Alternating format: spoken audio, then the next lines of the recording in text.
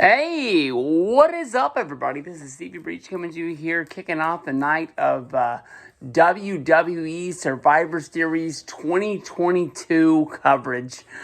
Basically, watching my first WWE pay-per-view, honestly, in a while. And I can honestly say that WarGames is what brought me to the table because of the fact that I don't watch a lot of Raw, I don't watch a lot of SmackDown continuously, even though I kind of try my best to follow through social media and clips and things like that.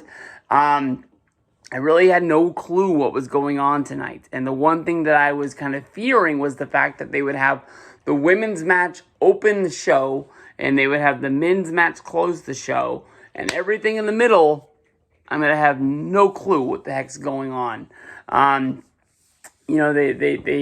heard throughout the day that the women's match was rumored to start the show, so I made sure I was here. I watched the pre-show to try to get as much information as to what I could to get us to the table. And the opening match ended up being Bianca Belair, Alexa Bliss, Asuka, Mia Yim, and Becky Lynch going up against Damage Control with Nikki Cross and Rhea Ripley.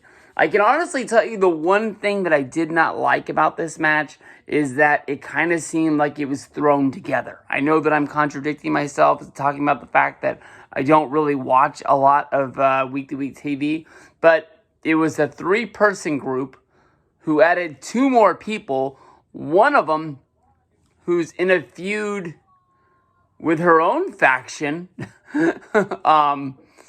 going up against just basically five baby faces. The five baby faces I understand, because the meaning of what WarGames once was the Four Horsemen against WCW.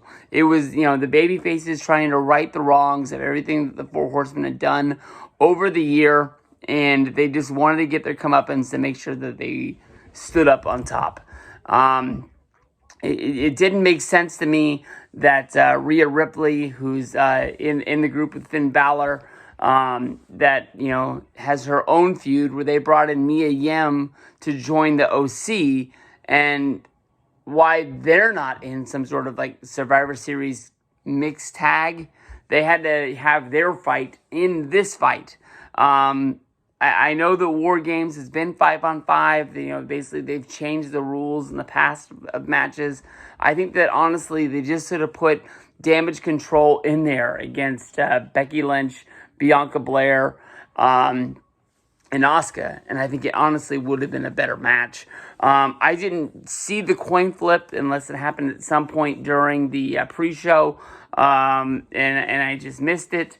But they did even fight the fact that they were going to have a coin flip or anything like that to see, who got the early advantage. The heels, hey, come on. I just need a couple minutes here, bud. Basically, the heels got the advantage, and the fight was on. I thought that when Nikki Cross came running down, she is kind of the wild card factor on the roster. She was the one who threw in a lot of weapons from underneath the ring. We saw trash cans, trash can lids, kendo sticks being added to it. Bayley, when she came down, she brought in a ladder. She brought in a table to fight the match. But the match was good. I just didn't really understand, what they were fighting for. And for the second pay-per-view in a row, I guess I don't understand the rules. To me, WarGames has always, besides for those last few in WCW, WarGames has always come to a finish when one team is forced to tap out. When they wave the white flag and they say they don't want to get beat up anymore. I remember when it was NWO against the Horsemen, Steve Mongo McMichael didn't want to see Ric Flair get beat up anymore, so Mongo was the one who quit. Just over the past years, past centuries, I guess you can say that's always how they have said it's going. And then even at one point when where was it? Nikki Cross was climbing to the top of the cage for no apparent reason. We had the announcer say that I could have swore he said it's not by escaping the cage, it's by submission. But the match ended with a Becky Lynch pinfall. I don't know. Maybe that's just me in old school wrestling. But that's just the way that I always thought it was, and I guess I didn't really hear the rules say that you could have a pin in this. But I did like the fact that once Becky Lynch got into the ring, they announced that WarGames had begun. There was no changing of the rules, basically, of that they could get an advantage by eliminating somebody before.